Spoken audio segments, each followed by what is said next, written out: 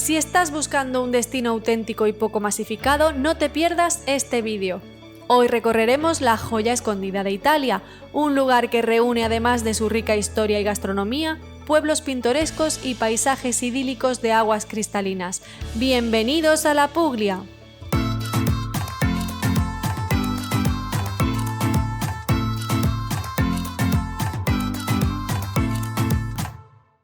Ubicada al sur de la península itálica, concretamente en el Tacón de la Bota, se encuentra la región más desconocida de Italia, llamada Puglia.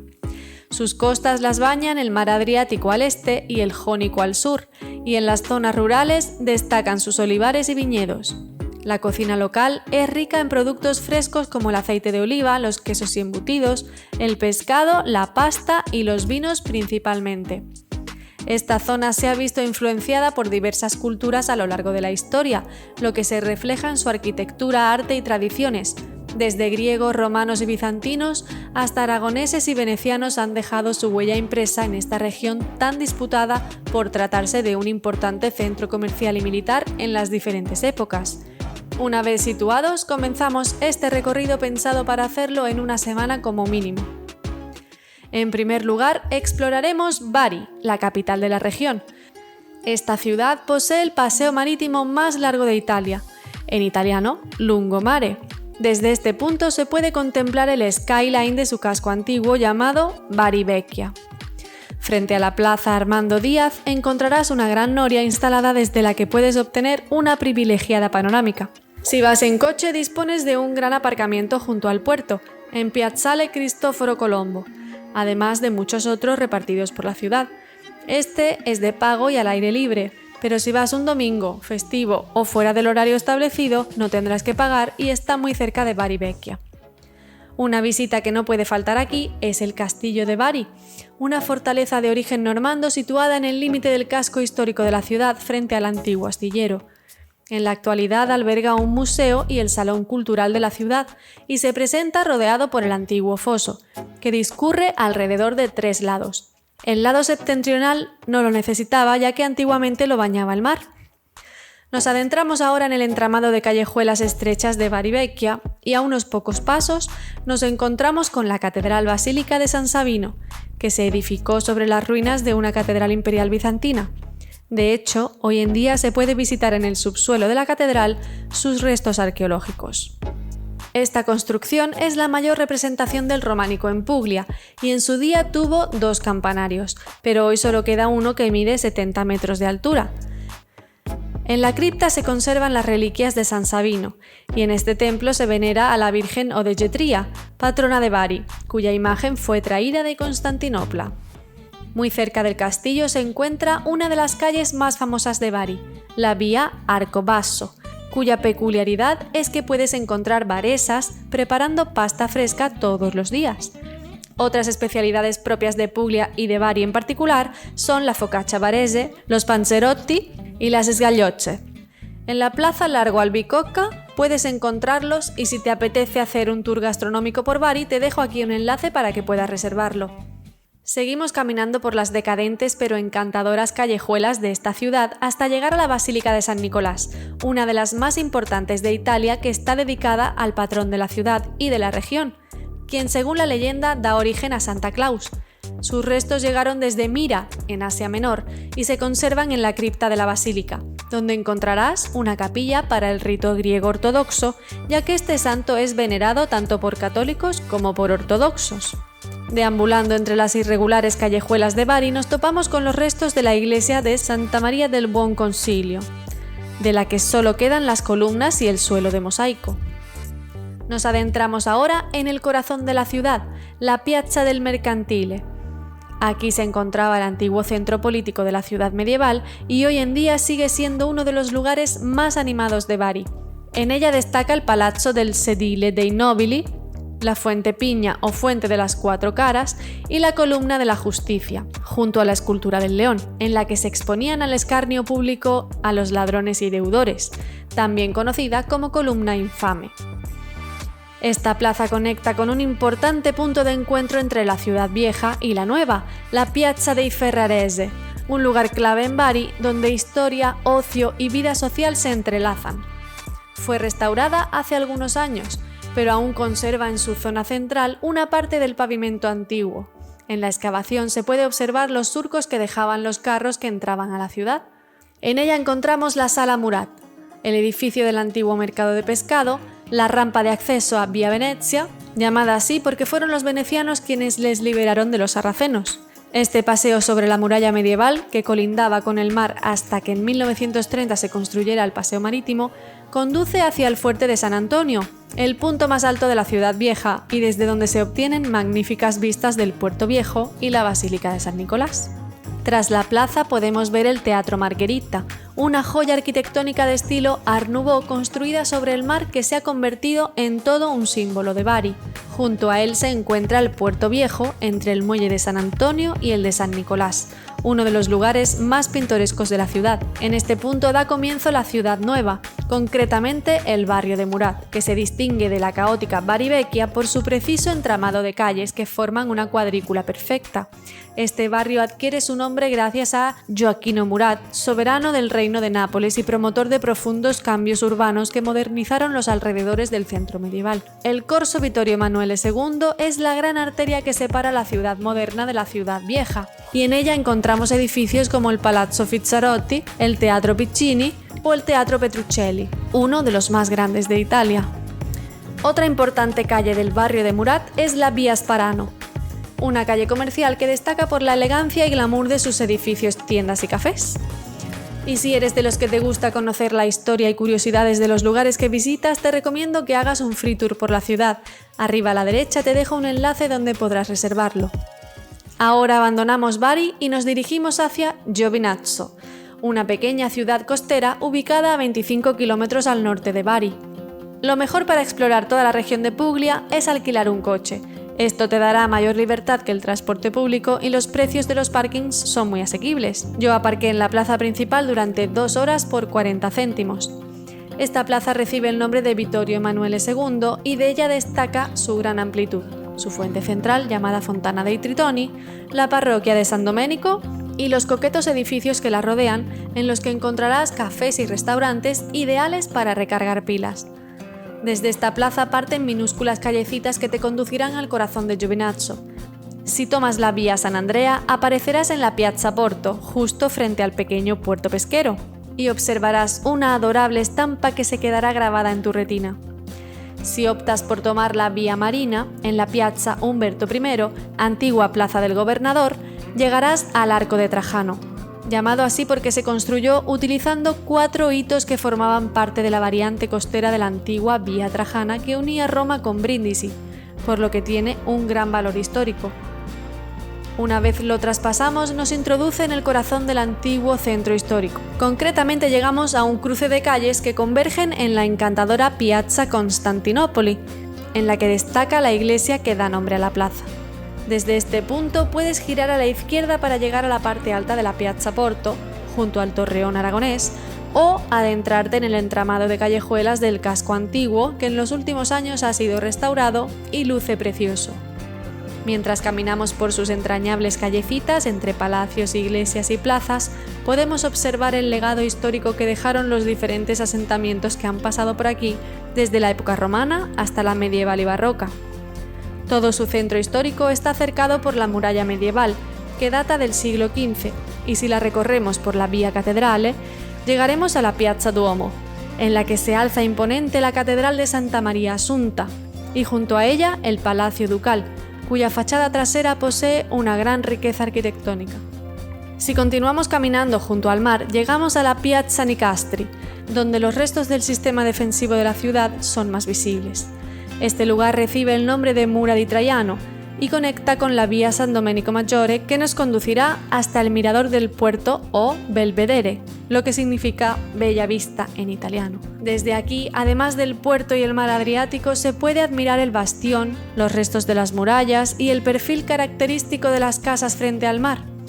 Y si bordeamos todo el puerto por el paseo marítimo, encontramos esta puerta que nos ofrece una increíble panorámica del puerto y el promontorio amurallado del centro histórico, con el que nos despedimos de Giovinazzo y ponemos rumbo a Polignano a Mare.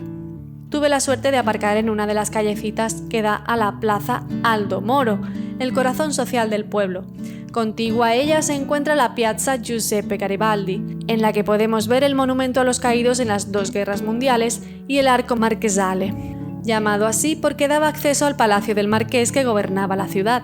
Asimismo, este arco formaba parte de la muralla defensiva y era la única puerta de entrada a la ciudad fortificada. Lo traspasamos para adentrarnos en el centro histórico de Polignano a Mare. Aquí lo más aconsejable es perderse en el laberinto de callejuelas empedradas en las que encontrarás desde iglesias, museos y plazas, como la de Vittorio Emanuele con su torre del reloj, hasta tiendas de artesanía, decoraciones extraordinarias o restaurantes románticos con vistas al mar. Además, debes prestar atención a todos los rincones porque en cualquiera de ellos puedes encontrar versos pintados a mano por un artista local que se propuso acercar la literatura a los jóvenes. Otro de los puntos fuertes de esta localidad costera, catalogada como la más acogedora del mundo en 2023, son sus espectaculares miradores, desde los cuales puedes ver cómo las olas rompen contra los acantilados. Uno de ellos se encuentra al finalizar la vía Innocenzo Tanese, en la que estuvo el antiguo barrio judío. No te lo puedes perder. Desde la Piazza San Benedetto callejeamos hasta la Vía Roma, la calle peatonal más transitada de Polignano a Mare, que conecta el centro histórico con la zona comercial y moderna de esta localidad. También se la conoce como la calle de la música y la poesía, ya que en toda su extensión podemos ver las letras iluminadas de canciones de Domenico Modugno, el legendario autor e intérprete de Volaré, una de las canciones más conocidas en el mundo. El cantante nació en esta localidad y es por ello que podemos ver un monumento en su honor en el mirador que hay frente al Largo Gelso. Fíjate en los bancos de esta plazoleta que también tienen inscripciones de la letra de su canción más famosa. En esta plaza hay diversos puntos panorámicos desde donde se puede ver el pueblo y el mar junto con los acantilados.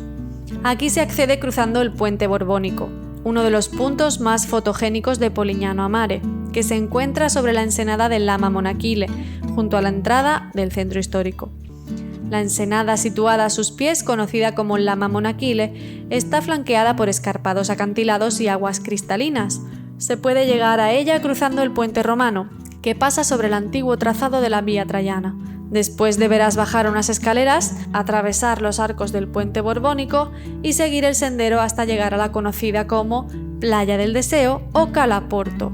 Y si te alejas del centro en dirección norte, encontrarás otras playas de arena menos frecuentadas pero también preciosas.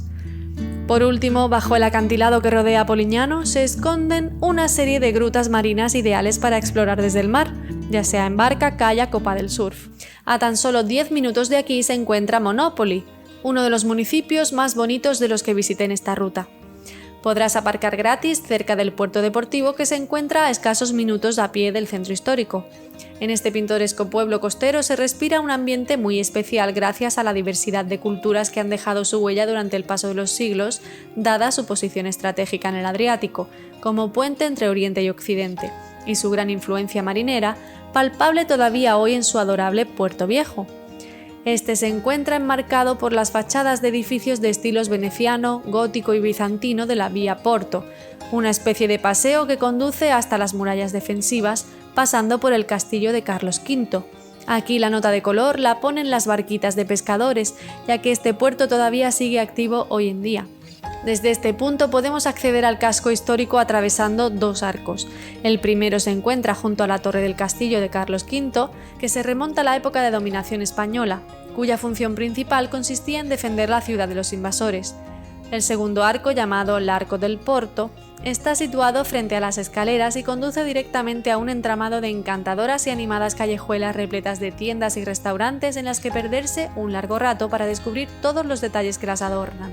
Si algo abunda en Monopoli son sus iglesias, pero aquí vamos a destacar la belleza de la Catedral de Santa María de la Madia, la patrona de la ciudad, cuyo mayor distintivo es el mármol rojo que engalana su interior.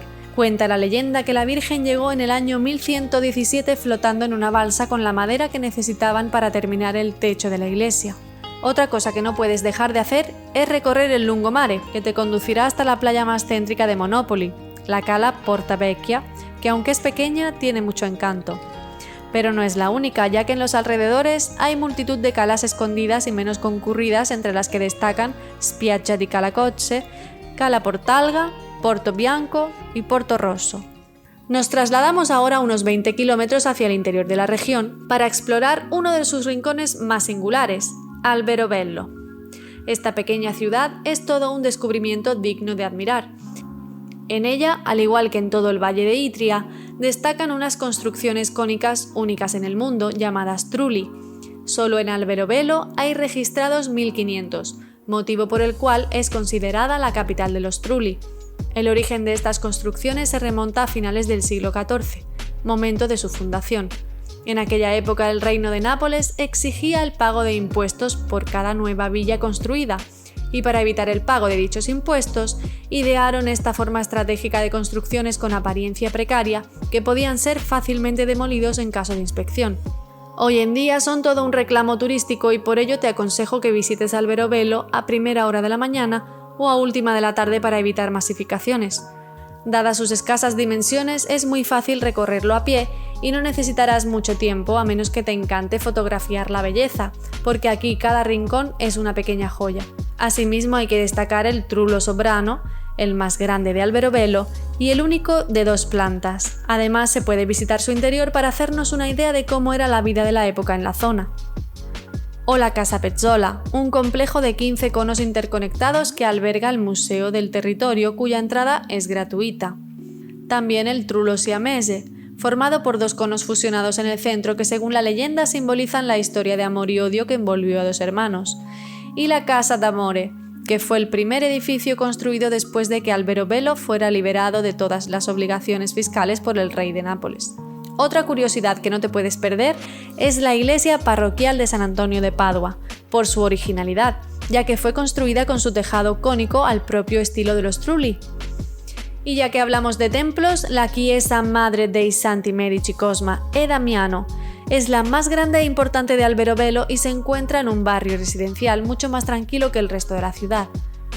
Nos despedimos de Alberobello con esta maravillosa vista panorámica y seguimos adentrándonos en dirección oeste unos 69 kilómetros hasta llegar a Matera, una de las ciudades más antiguas del mundo, también conocida como la ciudad de los Sassi. Los primeros asentamientos humanos en la zona se dieron en las cuevas naturales de la Murgia, que ya desde el Paleolítico sirvieron de refugio.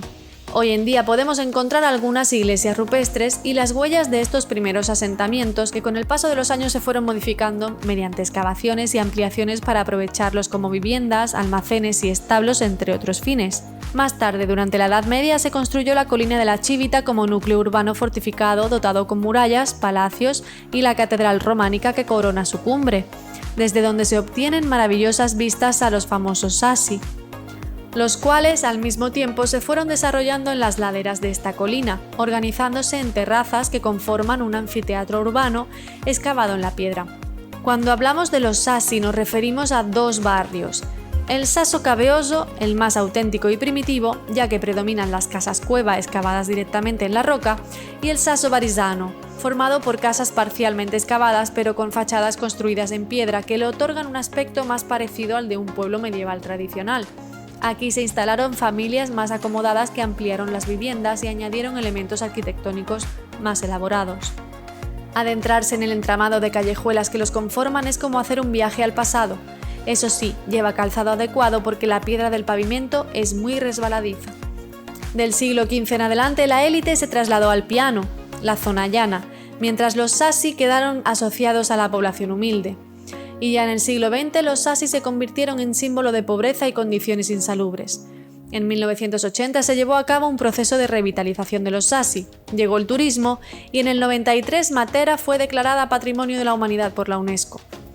Y aunque los Sassi son el alma troglodita y el mayor atractivo de Matera, no dejes de visitar la Matera moderna, ya que aquí encontrarás la zona más monumental de la ciudad, con palacios, iglesias barrocas, museos y plazas elegantes como la Piazza Vittorio Veneto, el corazón del Piano, donde encontrarás la iglesia de San Domenico con su rosetón, el Palombaro Lungo, una gran cisterna subterránea que se puede visitar, y los miradores hacia el Sasso Varisano. La Via Corso es la arteria principal de este barrio de Matera y conecta la Piazza Vittorio Veneto con la Piazza Sedile. Funciona como calle comercial, social y en ella encontrarás tiendas, cafés, restaurantes y bares, ideal para pasear y sentir la vida urbana de Matera. También aquí pude comprobar que la tradición de decorar e iluminar las calles en Puglia no se limita solo a la Navidad, sino que en algunas ciudades Las luminarie, como se le conoce en la zona a estas estructuras de madera y luces, permanecen todo el año como tradición local adaptada al turismo y al gusto estético de la región, que mezcla cultura, festividad y hospitalidad. Otras iglesias importantes son la de San Giovanni Battista, una joya románico-gótica muy diferente al barroco de otras iglesias del Piano, y la iglesia del Purgatorio, bajando de la catedral hacia la Piazza Sedile, una obra barroca muy peculiar, puesto que en la fachada abundan calaveras y símbolos de la muerte. Asimismo, tengo que destacar el convento de San Francesco d'Assisi en la Piazza San Francesco, lugar ideal para hacer una pausa en alguno de los cafés de la plaza o tomar uno de los mejores helados que he probado en mi vida en la cercana Via Domenico Ridola, concretamente en I Bici degli Angeli. Y muy cerca de aquí verás el Palazzo Lanfranchi, Museo Nacional de Arte Medieval y Moderno. Junto a él se encuentra otro fantástico mirador que no puedes perderte, sobre todo al caer la noche, para ver los Sassi iluminados. Con esta maravillosa imagen dejamos Matera atrás y nos dirigimos de nuevo hacia la costa para conocer Brindisi, en mi opinión la más prescindible de todas las localizaciones que visité. Esta capital de provincia históricamente fue una ciudad estratégica para comercio, transporte y control militar. Por aquí pasaba la antigua Vía Appia, que conectaba Roma con el puerto de Brindisi, el cual fue clave durante el Imperio Romano y también en la Edad Media por ser el punto de partida de rutas hacia Grecia y Oriente. En la actualidad todavía se conserva una de las columnas romanas que marcaban el final de la Vía Appia, sobre la escalinata de Virgilio, que conduce en dirección descendente al Lungomare Regina Margherita, el paseo marítimo de Brindisi donde encontrarás puestecitos ambulantes y restaurantes con vistas, y en dirección ascendente hacia el corazón histórico de la ciudad. Caminando por la Vía Colone llegamos a la Piazza Duomo, donde se encuentra la Catedral de Brindisi, uno de los edificios más bonitos de la ciudad en estilo románico, el Museo Arqueológico y el monumento a la Madonna Pellegrina. Muy cerca de allí encontré una plaza muy tranquila llamada Sottile de Falco, en la que podemos observar restos de estructuras medievales y el Palazzo Granafei Nervegna, construido por la familia que le da nombre, originaria de Constantinopla. Hoy en día alberga un museo que se puede visitar de manera gratuita. Seguí callejeando un rato más, pero con los casi 40 grados que hacía decidí volver al coche que lo había dejado aparcado frente a la terminal portuaria de Levante y continué mi camino hacia Lecce. Esta ciudad es conocida como la Florencia del Sur por su impresionante arquitectura barroca, única en el mundo. Sus calles invitan a ser caminadas para disfrutar de su ambiente universitario, pero auténticamente sureño. Comenzamos a recorrer su centro histórico tomando como referencia el jardín público Giuseppe Garibaldi, donde dejé estacionado mi coche de alquiler. Era zona azul, pero al ser tarde no tuve que pagar. Si tú también vas en coche y no quieres dejarlo en la calle, hay parkings subterráneos céntricos. Y si lo que quieres es aparcar gratis y cerca del centro, en las calles Taranto, Antonio Gramsci y Vincenzo Balsamo tienes zona blanca, aunque para encontrar sitio deberás llegar pronto. Dicho esto, a la derecha del jardín que he mencionado antes encontramos la zona moderna de Lecce, en la que encontrarás todo tipo de comercios y restauración. Su punto central es la Piazza Mazzini, una de las plazas más importantes y concurridas de la ciudad. Además está muy cerca del centro histórico y del corazón de la Lecce moderna al corazón de su casco histórico. Para ello solo tendrás que seguir caminando por la vía Salvatore Trinchese y llegarás a la Piazza Sant'Oronzo, pasando por el Teatro Apolo. Esta plaza recibe el nombre del patrón de la ciudad y en ella podemos ver la columna homónima con su estatua en lo alto, el anfiteatro romano, uno de los mayores atractivos de Lecce, y el Palazzo del Seggio, conocido como Il Sedile, de estilo renacentista. A tan solo 3 minutos de este lugar llegamos a la joya de la ciudad y el mejor ejemplo del barroco leccese, la Basílica de Santa Croce. Su fachada es una auténtica obra de arte en la que puedes pasarte horas admirando todos sus detalles. Y si la ves al atardecer cuando el sol la baña con sus últimos rayos, contemplarás un auténtico espectáculo. En sus inicios, tanto la basílica como el palacio contiguo conformaban un antiguo convento. Más tarde se separaron, dando lugar al actual Palazzo dei Celestini, que es el palacio de gobierno de la provincia. Y la basílica comenzó a expandirse requisando las casas de los judíos que vivían en el barrio para encontrar espacio. Para ingresar al interior deberás comprar tu entrada en la taquilla por 7 euros en 2025 o también puedes reservarla online en la web oficial. Después de esta visita ponemos rumbo hacia otro lugar muy destacado de la ciudad, la Piazza del Duomo. Está considerada una de las plazas más bonitas de Italia y en ella podemos encontrar la Catedral de Santa María Assunta y su campanario, el antiguo seminario y el Palacio Episcopal. El campanario con sus 43 metros es la construcción más alta de Lecce y por eso es perfecto para albergar un mirador 360 grados desde el cual podrás divisar toda la ciudad y el mar Adriático hasta la costa albanesa, previo pago de una entrada que cuesta 12 euros. También puedes comprar el circuito Lecce Ecclesie, que incluye Duomo y Campanile, Basílica de Santa Croce, Iglesia de Santa Chiara, Iglesia de San Mateo, Antiguo Seminario y Museo de Arte Sacra, o Mudas, por 21 euros en 2025. Otras plazas más pequeñas pero encantadoras son la Piazzetta Vittorio Emanuele II, también conocida como Piazzetta Santa Chiara, porque en ella encontramos la Iglesia Santa Chiara, cuya particularidad es que su fachada está visualmente inacabada, ya que se quedó sin frontón superior. No se sabe si fue por falta de recursos o por diseño, pero no es la única de la ciudad. Fijaos y encontraréis algunas más. También debo mencionar la Piazza Castromediano Segismundo, en la que se encuentra el Ayuntamiento, el Palacio de Justicia y la Parroquia Gesù Buon Consiglio. Asimismo, el castillo de Carlos V es otro de los lugares que no podemos perdernos en Lecce. El emperador ordenó la reconstrucción del castillo medieval previo para reforzar las defensas ante la amenaza de ataques turcos, dando lugar a la gran fortaleza que es hoy. En la actualidad alberga exposiciones y eventos culturales. Parte de la defensa de la ciudad eran también sus murallas y de ellas solo quedan 3 puertas monumentales de acceso a la ciudad antigua.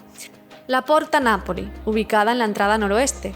Esta no es una puerta defensiva, sino conmemorativa, erigida en honor al emperador Carlos V por haber fortificado la ciudad, momento en el cual se demolió su predecesora, la Porta San Giusto, que esta sí formaba parte de las murallas originales de Lecce. El motivo del cambio de nombre fue debido a que el pueblo comenzó a llamarla Porta Napoli porque desde allí comenzaba el camino principal hacia Nápoles, entonces la capital del reino al que Lecce pertenecía. La Porta Rudie fue durante mucho tiempo la principal puerta de acceso a Lecce.